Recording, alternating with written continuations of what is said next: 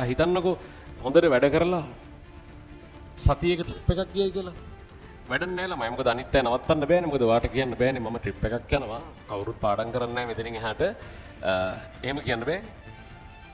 ඔයගොල්ලෝ බලන් ඉන්නෙත් මේක පනින්න නැති තැනක්. හොඳට වැඩ කරන ළමයවට කරන්න දෙයක් නැහැ. එතනින් පැන්න ඉස්සරහට. ඒකනේ සමහර ළමයි පුදුම කැපකිරීම කියන්නේ ට්‍රිප් එකක්වත් යන්නේ නැහනේ. ගෙදරින් තාත්තලා ඇවිල්ලා කියනවනේ එකයි යන්නේ නැහැ ළමයා ඉන්නේ නැහැ. අපගේ ගෙදර කට්ටියම ඉන්නවලු. ඉතින් මොනව කරන්නද කියලා අහනවා. මේ ගෙදර ළමයා එන්න තුලින් අපිට යන්නත් බැහැලු.